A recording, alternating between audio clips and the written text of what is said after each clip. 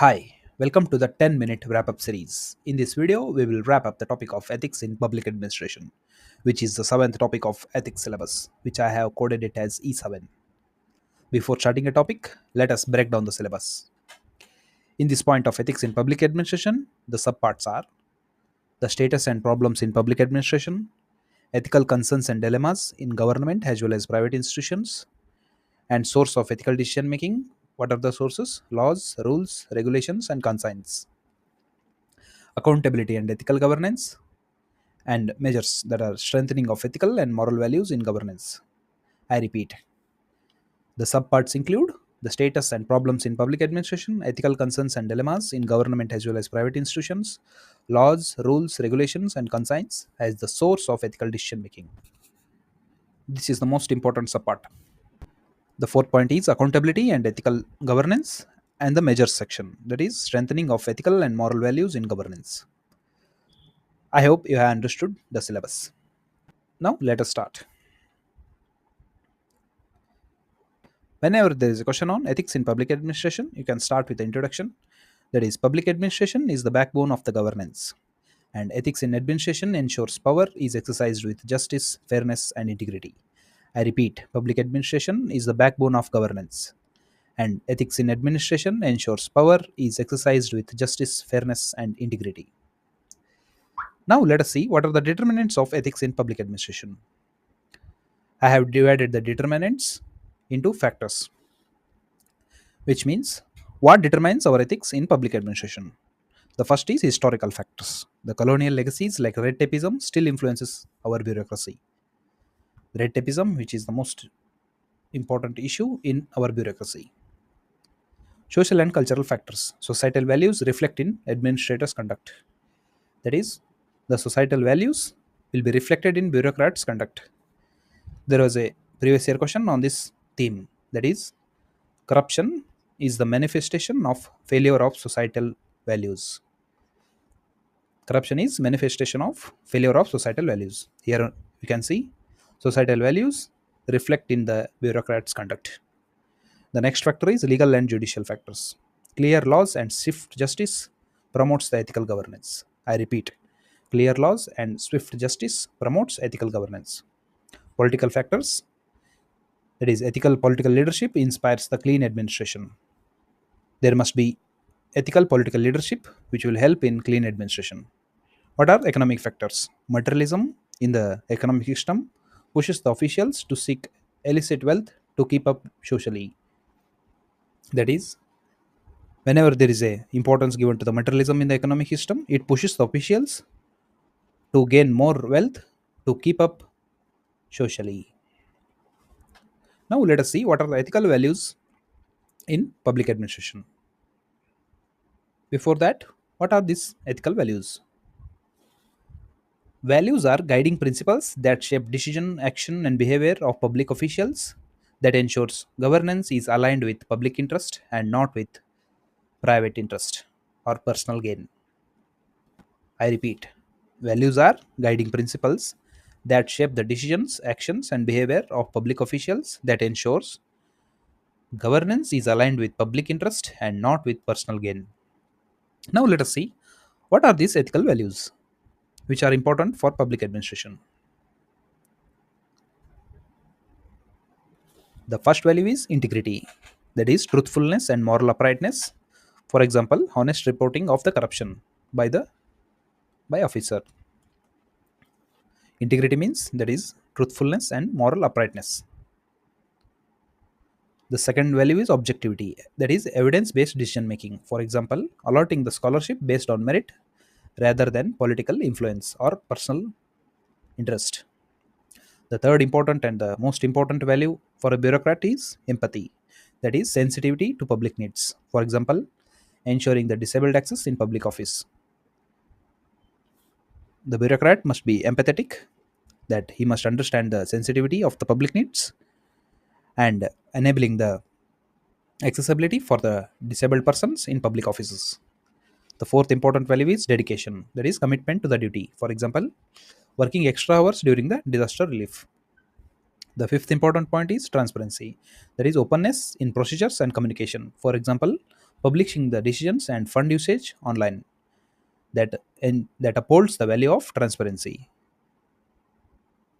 The sixth important point is accountability, that is answerable for the action, which means the bureaucrats or public servants must be answerable for their actions and decisions.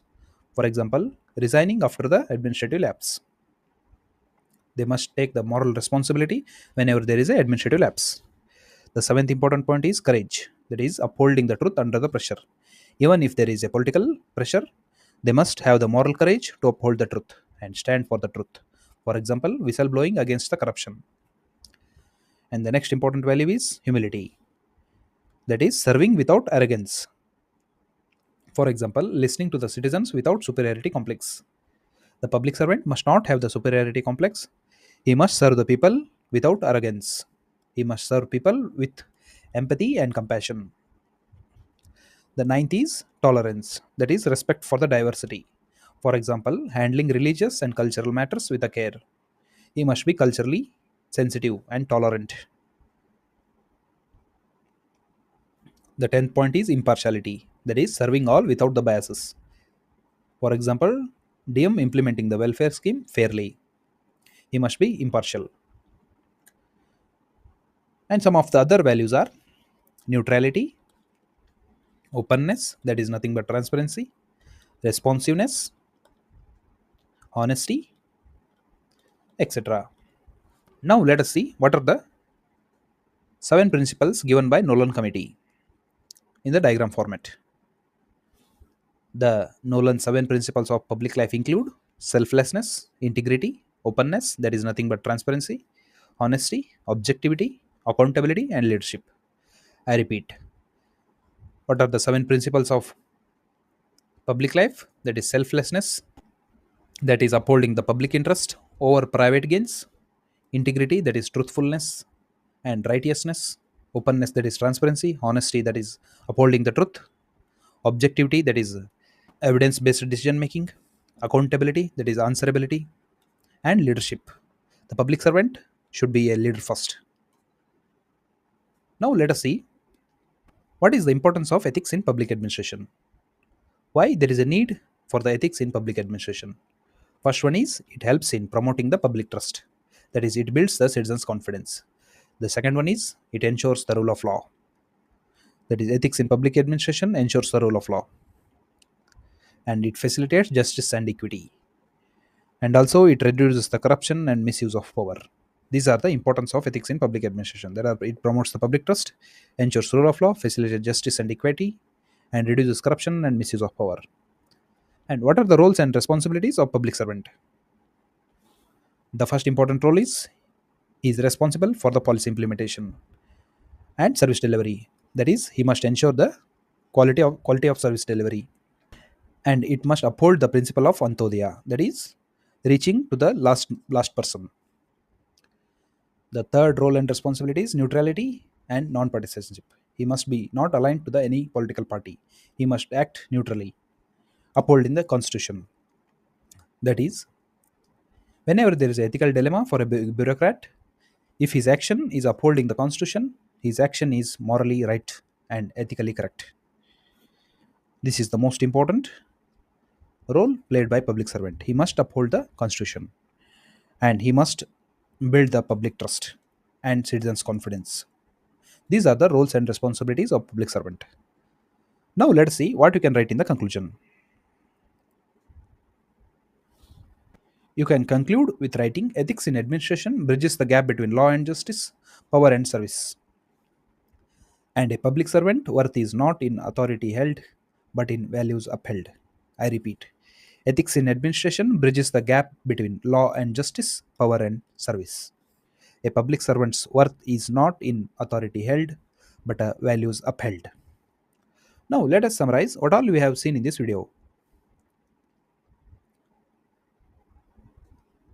I have break down the syllabus, that is ethics in public administration, and I have given you the introduction, and we have seen determinants of ethics in public administration, which are historical, socio-cultural, legal, judicial, political, and economical factors.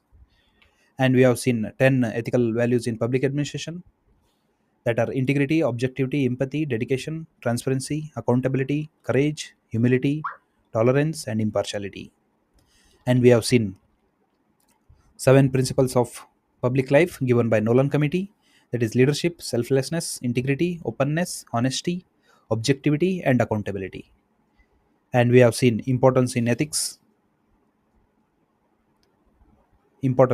in public administration, that is it builds public trust, upholds rule of law, justice, equity, and reduces the corruption and misuse of power, and roles and responsibilities of public servant, that are policy implementation, quality service delivery, neutrality, non-partisanship.